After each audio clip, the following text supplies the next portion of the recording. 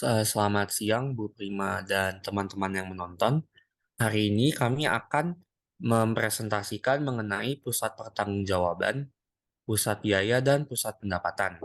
Pertama-tama, perkenalkan anggota kelompok kami. Ada saya sendiri, Andrew Aureli, kemudian Jonathan Alexander, dan Yohanes Wibowo.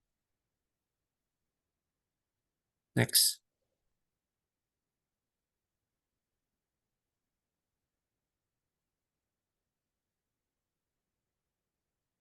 Pusat tanggung jawab. Pusat tanggung jawab merupakan organisasi yang dipimpin oleh seorang manajer yang bertanggung jawab terhadap aktivitas yang dilakukan. Jadi perusahaan merupakan sekumpulan pusat-pusat tanggung jawab yang masing-masing diwakili oleh sebuah kotak dalam bagian organisasi. Pusat-pusat tanggung jawab tersebut kemudian membentuk suatu hierarki. Pusat tanggung jawab muncul guna untuk mewujudkan satu atau lebih maksud yang disebut dengan cita-cita perusahaan. Produk-produk seperti barang dan jasa yang dihasilkan oleh suatu produk pusat tanggung jawab bisa bisa saja kemudian diserahkan ke pusat tanggung jawab yang lain, di mana output tersebut kemudian diubah menjadi input. Next,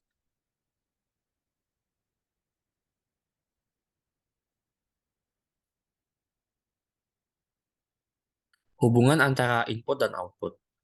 Manajemen bertanggung jawab untuk memastikan hubungan yang optimal antara input dan output. Di sejumlah pusat tanggung jawab, hubungan itu bersifat timbal balik dan langsung. Akan tetapi, dalam sejumlah situasi, input tidak secara langsung berkaitan dengan output yang dihasilkan. Kebanyakan input yang digunakan oleh pusat tanggung jawab dapat dinyatakan dalam ukuran-ukuran fisik, seperti jam kerja, liter minyak, krim kertas, dan kWh listrik. Dalam sistem pengendalian manajemen, satuan-satuan kuantitas tersebut kemudian diterjemahkan ke dalam satuan moneter, yaitu uang.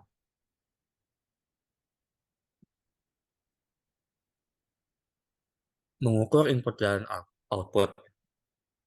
Dalam sistem pengendalian manajemen, satuan-satuan kuantitas tersebut kemudian diterjemahkan ke dalam satuan moneter, yaitu uang.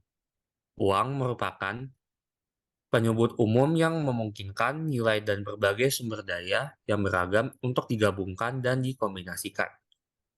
Sedangkan biaya adalah suatu ukuran moneter dari jumlah sumber daya yang digunakan oleh suatu pusat tanggung jawab.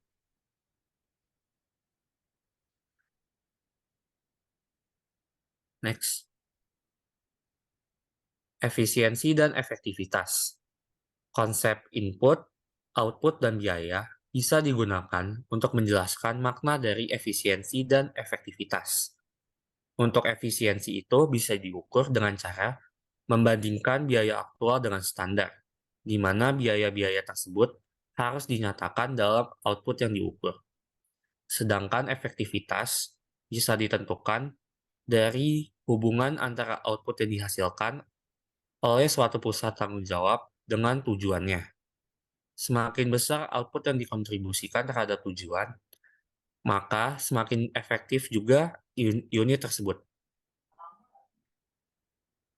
Next, peranan laba. Tujuan utama dari setiap perusahaan yang berorientasi pada laba adalah untuk memperoleh laba semaksimal mungkin. Oleh karena itu, laba merupakan tolak ukur yang penting atas efektivitas. Lebih lanjutnya lagi, karena laba merupakan selisih antara pendapatan yang merupakan ukuran output dengan biaya yang merupakan ukuran input, laba juga merupakan ukuran efisiensi. Dengan demikian, laba mengukur baik efektivitas maupun efisiensi.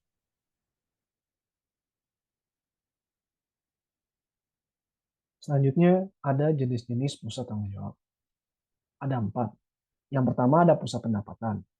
Yang kedua ada pusat beban. Yang ketiga ada pusat laba. Dan ada pusat investasi. Next.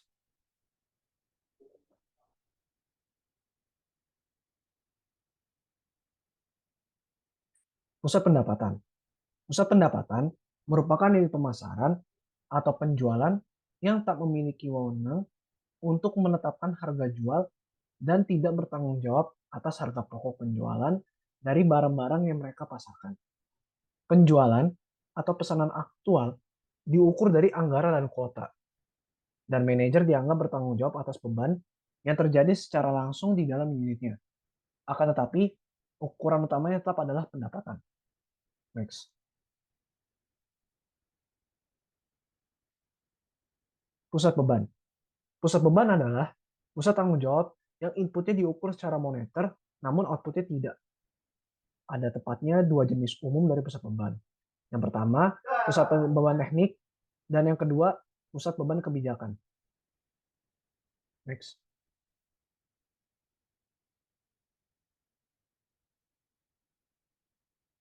Pusat beban teknik. Pusat beban teknik memiliki ciri-ciri sebagai berikut. Yang pertama, input-inputnya dapat diukur secara moneter. Yang kedua, input-inputnya juga dapat diukur secara fisik.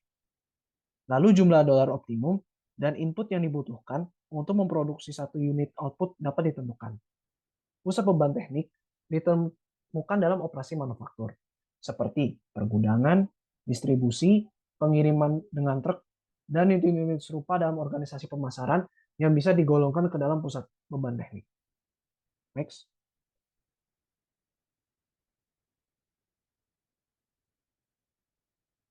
Pusat beban kebijakan. Pusat beban kebijakan meliputi unit-unit administratif dan pendukung, seperti bidang akuntansi, hukum, hubungan industrial, hubungan masyarakat, dan sumber daya manusia. Lalu ada operasi litbang, dan hampir semua aktivitas-aktivitas pemasaran. Output dari pusat biaya ini tidak bisa diukur secara moneter. Next.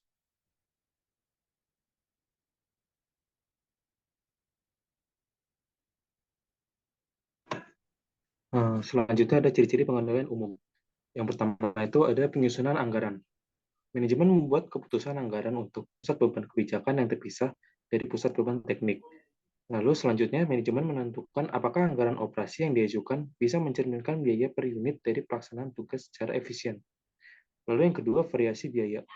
Tidak seperti dalam di pusat beban teknik yang sangat dipengaruhi oleh perubahan volume jangka pendek, biaya dalam pusat kebijakan cukup terlindungi dari fluktuasi jangka pendek. Yang ketiga, jenis pengendalian keuangan.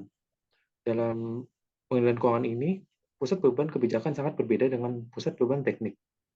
Pada pusat beban teknik, sasarannya adalah menjadi kompetitif dalam biaya dengan cara menentukan standar dan mengukur biaya akrual. Selanjutnya, pusat administratif dan pendukung. Pusat administratif meliputi manajer senior korporat dan manajemen unit bisnis, serta para manajer unit-unit yang menyediakan layanan kepada pusat tanggung jawab. Pertama, permasalahan dalam pengendalian.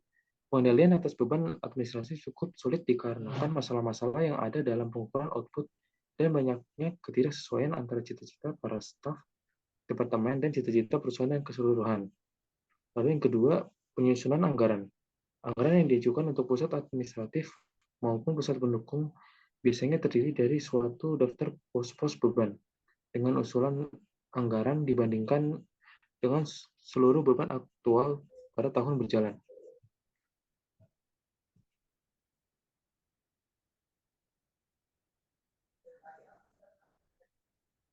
Selanjutnya, pusat penelitian dan pengembangan. Permasalahan dalam pengendalian itu, yang pertama, kesulitan dalam menghubungkan hasil yang diperoleh dengan input. Hasil dari aktivitas penelitian dan pengembangan sangat sulit diukur kualitasnya. Beberapa dengan aktivitas administrasi, aktivitas litbang biasanya mempunyai hasil setengah berwujud dalam bentuk paten, produk-produk baru, atau proses baru.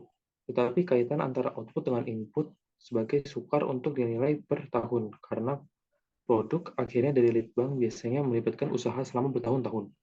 Oleh karena itu, input yang dicantumkan dalam anggaran tahunan biasa jadi tidak memiliki kaitan apapun dengan output, dan bahkan ketika evaluasi tersebut dapat dilakukan secara sifat teknis dari litbang bisa saja menggagalkan usaha manajemen untuk mengukur efisiensi.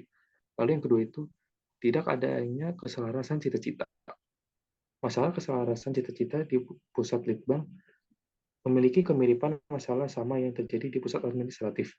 Manajer penelitian pada hakikatnya ingin membangun organisasi penelitian yang terbaik, meskipun barangkali lebih mahal dari apa yang bisa didanai oleh perusahaan.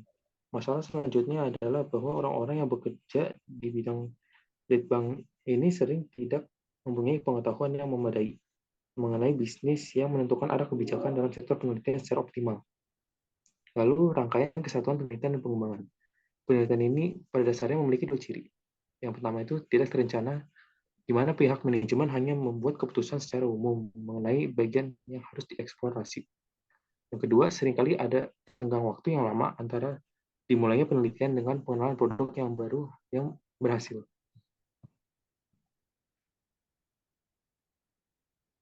Selanjutnya, program Litbang. Perusahaan sekedar menggunakan presentasi dari penghasilan rata-rata sebagai dasar.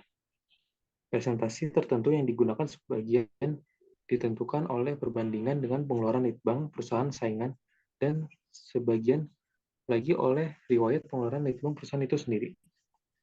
Selanjutnya, anggaran tahunan. Jika suatu perusahaan telah memutuskan suatu program Litbang berjangka panjang dan telah menjalankan program ini dengan sistem persetujuan proyek, maka upaya menyusun anggaran Litbang per tahun akan menjadi persoalan yang sederhana, dengan melibatkan kalenderisasi atas pengeluaran yang diperkirakan selama periode anggaran. Yang terakhir, pengukuran kinerja.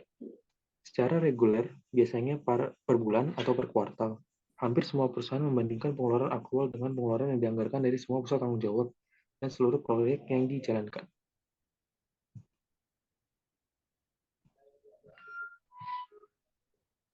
Selanjutnya, pusat pemasaran. Yang pertama itu adalah aktivitas logistik. Aktivitas logistik ini adalah aktivitas yang terlibat dalam pemindahan barang dari perusahaan ke pelanggan dan mengembangkan piutang yang jatuh tempo dari para pelanggannya. Aktivitas ini mencakup transportasi ke pusat distribusi, pergudangan, pengapalan, dan pengiriman, pengajuan rekening, dan aktivitas yang terkait dengan fungsi kredit dan penagihan piutang. Pusat tanggung jawab yang menjalankan fungsi-fungsi tersebut secara mendasar serupa dengan beban di pabrik. Lalu yang kedua itu ada aktivitas pemasaran. Aktivitas ini adalah aktivitas yang dilakukan oleh perusahaan untuk memperoleh pesanan. Aktivitas ini meliputi uji pemasaran, pembentukan, pelatihan, dan pengawasan terhadap tenaga penjualan, periklanan, dan proporsi penjualan yang seluruhnya memiliki karakteristik-karakteristik yang menimbulkan permasalahan pengendalian manajemen. Walaupun dimungkinkan untuk pengukuran output organisasi pemasaran, tetapi aktivitas untuk mengevaluasi aktivitas upaya pemasaran ternyata jauh lebih sulit. Hal ini disebabkan karena perubahan dalam faktor di luar kendali Departemen Pemasaran, seperti kondisi ekonomi dan tindakan-tindakan para saing, menyebabkan melesetnya asumsi-asumsi yang menjadi dasar dari anggaran penjualan.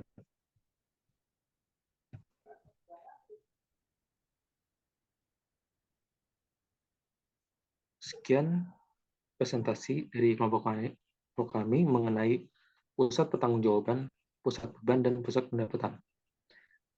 Kurang lebihnya mohon maaf. Terima kasih.